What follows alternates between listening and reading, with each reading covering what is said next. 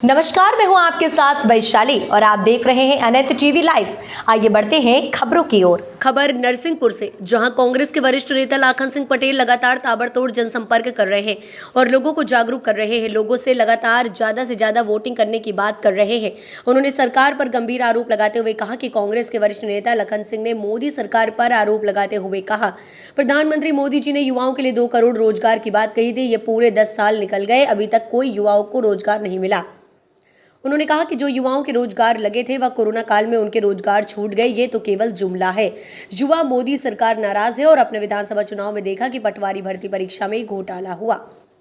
घोटाला होने के बावजूद भी बीजेपी सरकार ने ऐसे लोगों को ज्वाइनिंग दे दी जो बिल्कुल नकारा थे और जिन लोगों की भर्ती हुई है उन्होंने सरकार को 33 लाख रुपए देकर भर्ती कर लिया है। इस बार पूरे देश का युवा इसका जवाब देगा। ब्लॉक कांग्रेस कमेटी अध्यक्ष अरविंद पटेल ने बीजेपी का सदा निशाना। पटेल ने कहा कि मैं किस हूँ, सरकार ने कहा था एसपी है, एसपी थी और एसपी रहेगी। स्वामीनाथन रिपोर्ट कहती है कि लागत का 1.5 गुना सभी किसानों को मिलना चाहिए, पर उसके उलट मोदी सरकार किसानों को उल्लू बना रही है। वर्तमान में यूथ सबसे बड़ा मतदाता निकल के सामने आ रहा है, उसके लिए क्या कुछ योजनाएं और क्या कुछ सोचा है? यूथ के लिए मोदी जी ने 2 करोड़ युवाओं की नौकरी देने की बात कही थी। तो पूरे ये 10 साल निकल गए, कोई युवाओं को रोजगार नहीं मिले और जिन युवाओं को रोजगार लगे थे कोरोना काल में रोजगार उनके जो है छूट गए, रोजगार घर पे आके बैठ गए, बिजनेस छूट गए, कंपनियां छूट गई। तो युवा जो है पूरा बेरोजगार है और युवाओं में इतनी बेहताशा हुई है क्योंकि अभी आपने ये पिछली विधानसभा के पहले वो पटवारी भर्ती की स्थिति देखी कि किस तरह से पटवारी भर्ती में पूरा बड़ा घोटाला हुआ, जिसमें हमारे युवाओं के साथ जो मेरिट के और जो भर्ती प्रक्रिया में पास होना थी वो युवा घर पे बैठे रह गए और जिन्होंने 30-30 लाख रुपए दिए थे उनकी भर्तियां हुई और वो सरकार बनने के बाद उन पटवारियों की नियुक्ति भी दे दी। तो ये ऐसा तानाशाह तरीका चल रहा है। युवा बिल्कुल समझ रहा है इस बात को कि ये सरकार जो है उनका कोई भला होने वाला नहीं है। इसलिए अब आगे आने वाले चुनाव में निश्चित तौर पर किसान भी, युवा भी और हर व्यक्ति, महंगाई से भी लोग परेशान हैं। डीजल, पेट्रोल, अगर आपने जो है 3 रुपये रेट घटा दिए तो क्या बहुत बड़े रेट घटा दिए, बढ़ाए भी तो आप ही ने। कच्चा तेल कितने का आता है और कच्चे तेल के हिसाब से ये तो ज़्यादा 70 रुपये लीटर होना चाहिए डीजल, पेट्रोल।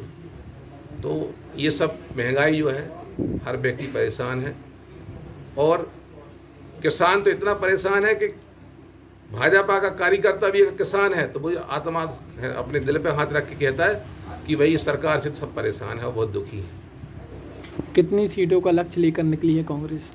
अब ये सीटों का तो हमको मालूम नहीं है, पर अभी जिस सीट में हम बैठे हैं ये सीट तो निकलने की स्थिति बन रही है क्योंकि ओमकार मरकाम, वहाँ से हमारे 5 विधायक निवास, भुआ बिछिया, आपके डिंडोरी, केवलारी, लखनादोन, ये करीबन हमारे 5 विधायक अभी वर्तमान में हैं और जो प्रत्याशी भाजपा के लोकसभा प्रत्याशी फग्गन सिंह कुलस्ते जी, केंद्रीय मंत्री, उनको तो हमारे चैन सिंह बरकड़े जी ने विधानसभा में ही वहाँ पर हराया है और वही प्रत्याशी। तो बहुत बड़ी बात नहीं है, ये सीट निकलने की स्थिति है और ओमकार मरकाम हम लोगों का मानना है कि सांसद बनने जा रहे हैं। बहुत बहुत धन्यवाद। सर, आप किसान हैं, सरकार कह रही है किसानों को एमएसपी दी है, रेट दे रही है, किस हिसाब से देखते हैं आप? अब हम देखें पिछले जो 2014 का चुनाव था वो इसी मुद्दे को लेकर भाजपा जीती थी। आज मोदी जी ने वादा किया था उस समय कि अगर हमारी सरकार आएगी तो हम एमएसपी लागू करेंगे, जो किसान की लागत है उसका 1.5 गुना हम किसान को देंगे। लेकिन आज चुनाव के लगभग 10 साल हुए जा रहे हैं, ये उनकी दूसरी पंचवर्षीय है। आप देख रहे हैं किसान आज भी दिल्ली पर बॉर्डर पर लड़ रहा है। 1000 हमारे किसान साथी शहीद हुए हैं। कहीं ना कहीं ये दुर्भाग्य की बात है, किसान आज भी परेशान है और जो लागतें हैं आप देखिए, डीजल के भाव देखिए, आज जो किसानी में मशीनरी किसान को जो यूज़ होती है उसके भाव देखिए, कहीं ना कहीं हर तरफ से किसान की लागत बढ़ती जा रही है, लेकिन उसके द्वारा जो उत्पादन किया जा रहा है उस अनाज का या जो भी किसान द्वारा जो अनाज पैदा किया जा रहा है, कहीं ना कहीं उसके भाव गिरते जा रहे हैं। आप देखिए 2014 से पहले कांग्रेस की सरकार में किसान का चना 8,000 रुपये कुंटल बिका, अरहर लगभग 10,000 कुंटल से ऊपर बिका, लेकिन आज चने की स्थिति देखिए, इतने लागत के बाद भी 4,000 और 4,200 से ऊपर चना नहीं बिक रहा। अरहर आप देखें 5,000 6,000 रुपये बिक रही है, लेकिन लागत की बात करें तो वो दोगुनी और तिगुनी हो चुकी है। तो कहीं ना कहीं किसान को यह बात समझ में आ चुकी है और इस बार गोटेगांव विधानसभा का एक एक किसान, एक एक मतदाता भाजपा को जवाब देगा और निश्चित ही हमारे जो प्रत्याशी हैं ओमकार सिंह मरकाम, वो बड़े पढ़े लिखे अनुभवी और 4 बार के विधायक रह चुके हैं, वर्तमान में भी विधायक हैं। बहुत ही सरल स्वभाव के व्यक्तित्व हैं उनका और मैं मानता हूं कि इस बार गोटेगांव की जनता उनको बड़े ही अच्छे मतों से जिताएगी, क्योंकि हमने पूर्व में देखा है कि जो हमारे वर्तमान में यहाँ पर सांसद हैं माननीय फग्गन सिंह कुलस्ते जी, वो लगातार 10 सालों से यहाँ पर सांसद हैं। मैं जिला पंचायत सदस्य भी हूँ। मेरे क्षेत्र में स्थिति ये है, जो भाजपा कहती है ना कि हम हिंदुत्ववादी हैं, आज मेरा क्षेत्र जो पूरा आप देखिए सांकल से लेके ये जमुनिया मोहर पट्टी, ये पूरा नर्मदा क्षेत्र है और आज भी आप वहाँ जाकर देखिए कि रेत का कितना अवैध उत्खनन चल रहा है खुलेआम।